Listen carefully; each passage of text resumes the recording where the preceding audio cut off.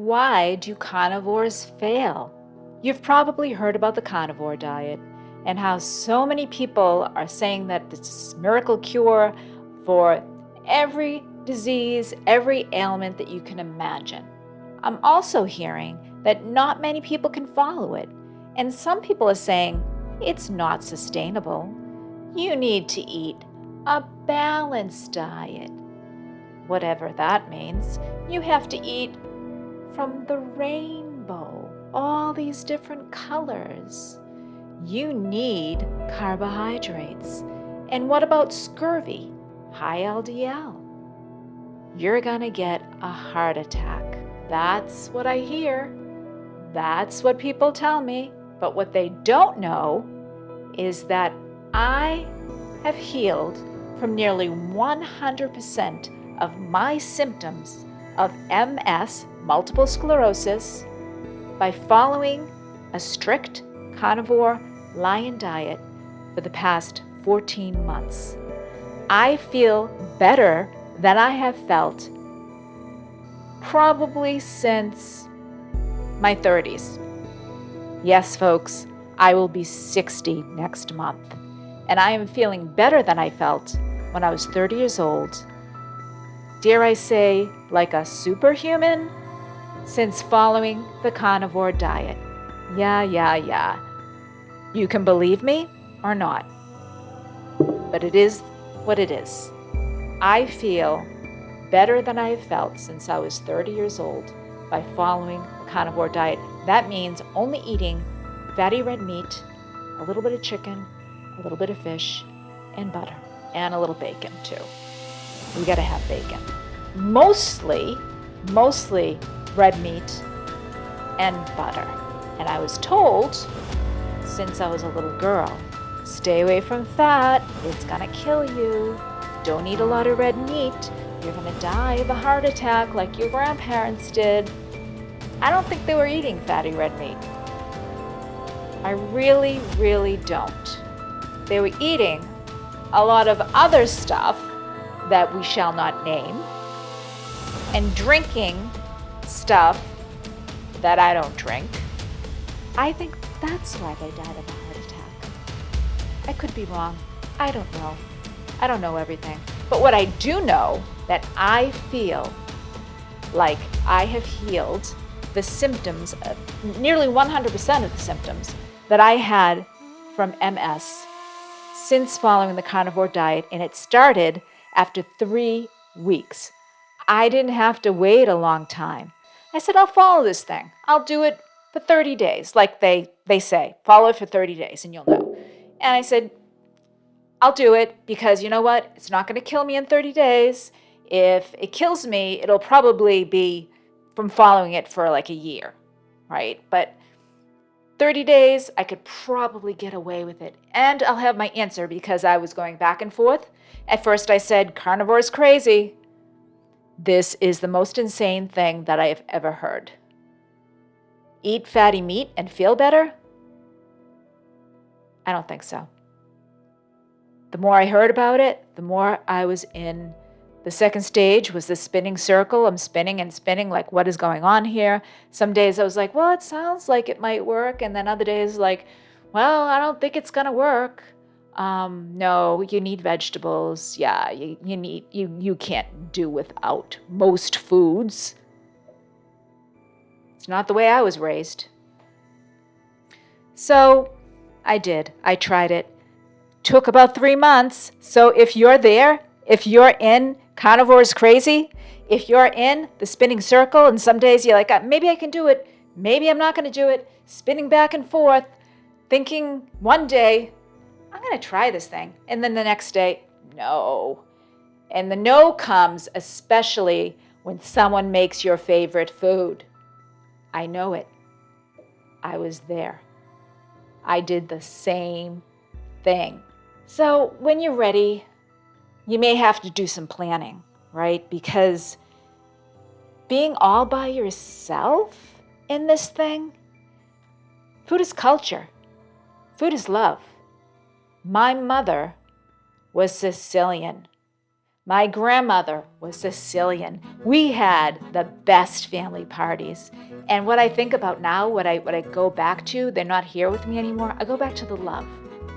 They loved their family so much. And the stories and the laughs that we had around the dining room table at my grandmother's, those were the best. And if you looked at the table, the things that were on the table, well, let's just say it wasn't ribeye, sliced, beautiful ribeye like I served my children on Mother's Day. But the love was there. And the food and the love ended up melded together, so much to the fact that food was love. And I'm not, again, talking about butter and ribeye. I'm talking about other foods that shall remain nameless, because I don't want to cause any cravings here. But just know they're not what we serve. They became indoctrinated in my soul together. So much to the fact that when they passed, I had to make these foods. I had to recreate the love that I was missing. And when my mom passed, I was 31, and it was 1995, and she passed. I gained a lot of weight because I was missing the love of my mother and the love for me in my mind, in my thought process. The love was food. As I go through this journey over the past year of following a carnivore diet and looking at all the foods that I eat, I'm learning how to separate the feeling of love with the behavior of eating. And that is a very tough thing. And if you're going through that as well, my heart goes out to you. And please put in the comments on how food and love are so intertwined for you. Maybe you're a young mother and it's how you care for your children. Maybe you're a grandmother and you have people over and you want to make this food, or a grandfather. You know, we're getting into the summer months with grilling and cooking out and making all these new recipes. And perhaps you're a dad that likes to grill on Father's Day and have his grandchildren and his children and his neighbors over. And that's a little easier because you can just throw a little ribeye on the grill. You can throw some chuck steaks. I made some last weekend that were really, really good. Really, really good. You can throw those in the grill, and you can wear your Grill Master t-shirt. That's beautiful. So this is why I believe that this tends to be a little harder for women. You know, traditionally men are thought to, if they eat a lot of meat, they're men. You know, men like ribeye.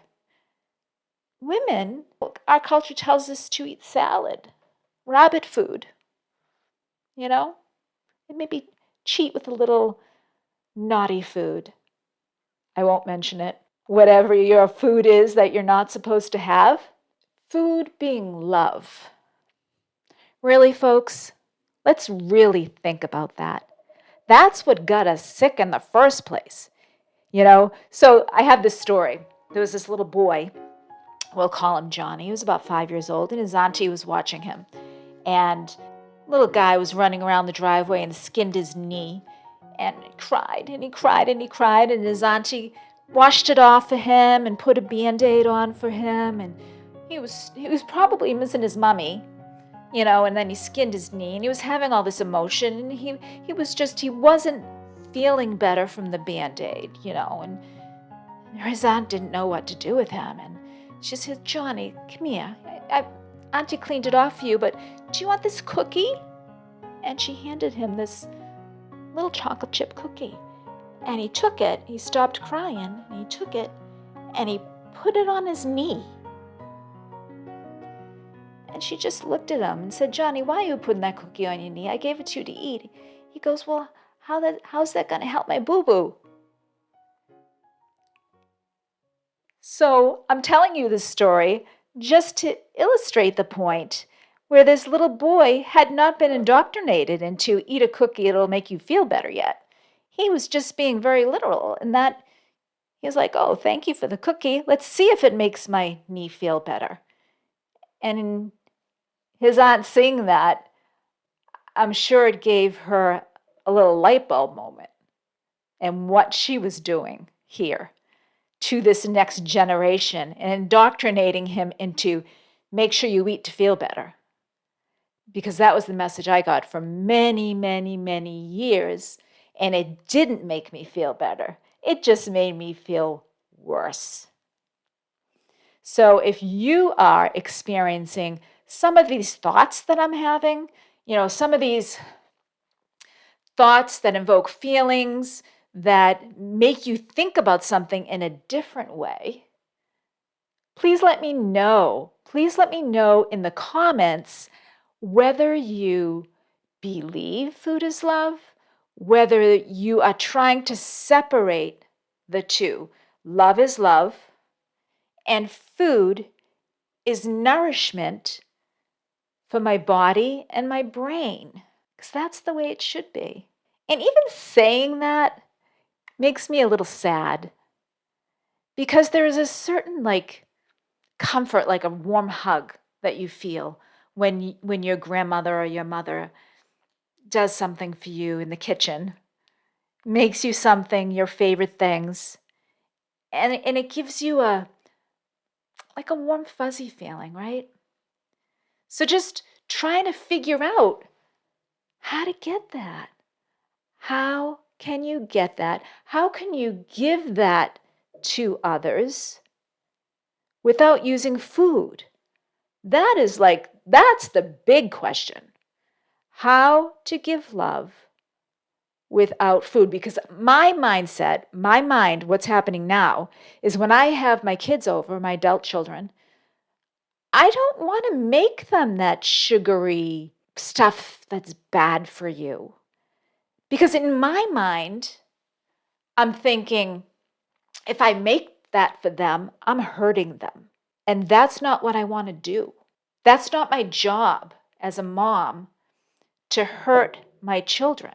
They hear me talking. I talk to them like this, right? So they hear that I talk to them, but they're really not listening because because of me, I feel so guilty about this, but because of me and how I raised them and how my husband and I raised them together, they're indoctrinating into this culture of food. I cannot rescue them by myself. I cannot tell them things that go against their belief because they look at me like, what has happened to my mother? Why is she thinking these things? I get it. I understand. Because if my mother had told me that as an adult woman, I would have been suspicious as well. And so that brings us back to me talking to you. Yes, I can imagine that if you're not a carnivore, if you're not eating the carnivore diet, if you haven't looked at the studies and looked at the videos and read the books, you're thinking, who is this crazy woman? Who is she, and why does she want to take my carbohydrate of the day away from me? Why? I'm not taking anything away from you. You are free to eat what you want to eat. You are free to think what you want to think, feel what you want to feel, believe how you want to believe, and behave, as long as you're not hurting me or anyone around me, behave how you want to behave. That is our free will. But if you want to learn something new, I will be very happy to tell you all about it. Because when I start talking about the carnivore diet, it's really hard to shut me up because I have gotten so much healing from this. I just want everyone to feel this good. So if you found this video enjoyable in any way? Controversial in any way? Maybe a little strange and you're curious about it? Subscribe to my channel. Give me a like, because this will change your life.